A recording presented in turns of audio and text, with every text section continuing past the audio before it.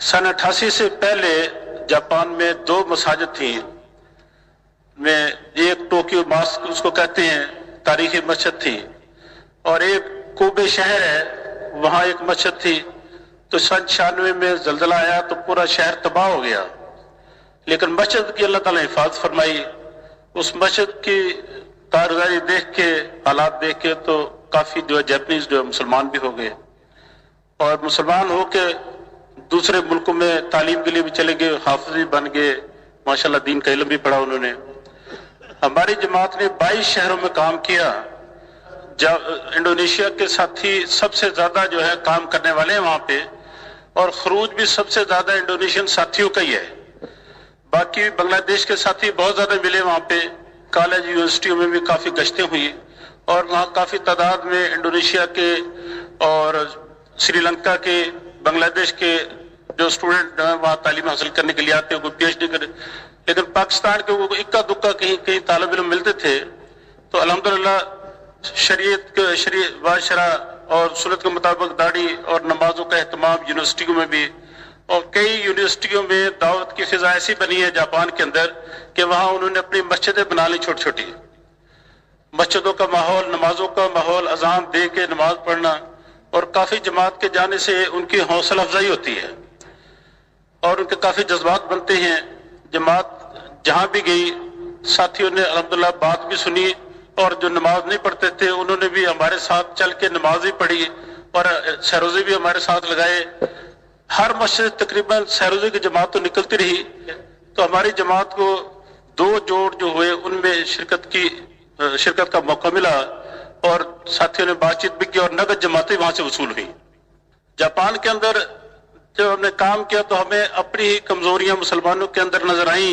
Japan के जो लोग हैं उनके अपने असूल पक्के हैं जिनके मुताबिक वो जिंदगी गुजार रहे हैं।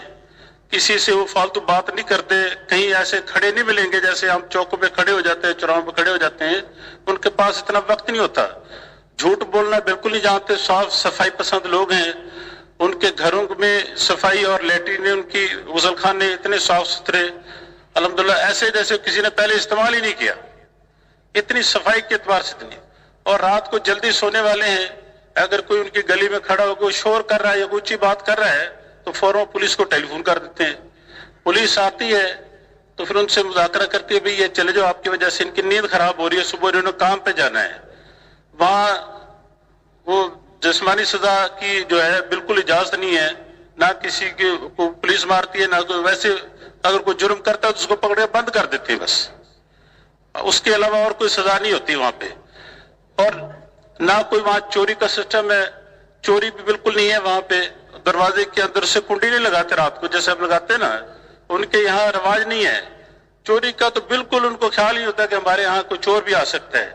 सफाई सुथराई जो अल्हम्दुलिल्लाह अल्लाह पाक ने हमें दीन की निस्बत से जो बातें बताई, जो बातें हमने थोड़ी बहुत सीखी, उनके अंदर वो पहले से मौजूद है। कलमा पढ़ ले तो बेहतरीन किस्म के मुसलमान हो सकते हैं। तो सारी कमजोरी हमारे अंदर है।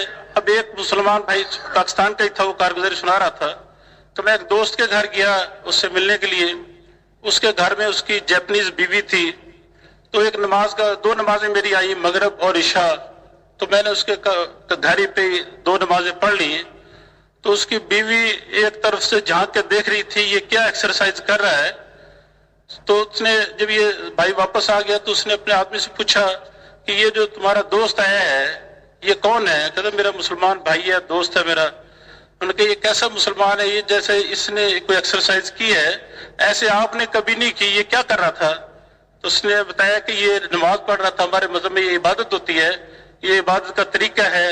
वो कहता हाथ उठा के क्या कर रहा था? कहता हाथ उठा के अल्लाह से दुआ मांग रहा था। तो वो कहने लगी तूने तो कभी ऐसे एक्सरसाइज नहीं की, कभी तूने तो ऐसे नमाज नहीं पढ़ी, क्या तुम्हारे 2 ग्रुप हैं मुसलमानों के, एक इबादत करने वाला है और एक इबादत ना करने वाला, ऐसे हैं? कहता नहीं ऐसे नहीं है, जो हुक्म इसके लिए वही मेरे लिए है। कहता फिर तू क्यों नहीं पढ़ता? जब तेरा मजहब कहता है तो तू उसके मुताबिक क्यों नहीं चलता? तो वो तो लोग ऐसे हैं जो उनके बाद सामने बात आ जाए वो उस पर फौरन अमल करते हैं। जापान वाले उनके अंदर ये अल्लाह ने सलाहियत रखी है, उनको पता लग जाए बात है फिर अमल शुरू कर देते हैं।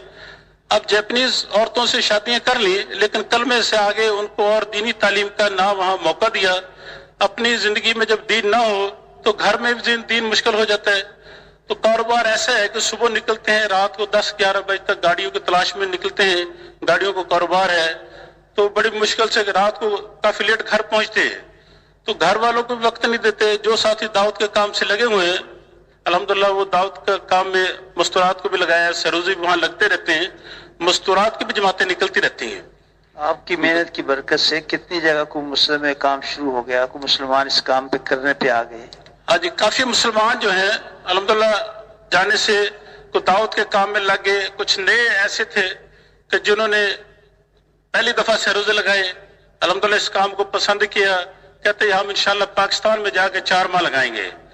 الحمدللہ دعوت کا عمل ہر گھر میں شروع ہے, اور گھروں میں بھی تعلیم کا سلسلہ جو ہے شروع کرایا گیا. کافی ساتھیوں سے جب مذاکرہ ہوا, گھر میں ان کی تعلیم نہیں تھی, تو مذاکرے کے بعد انہوں نے بتایا کہ ہمارے گھر میں ابھی الحمدللہ تعلیم بھی شروع ہو گئی ہے. ماشاءاللہ, اللہ آپ کو جزائے خیر عطا فرمائے.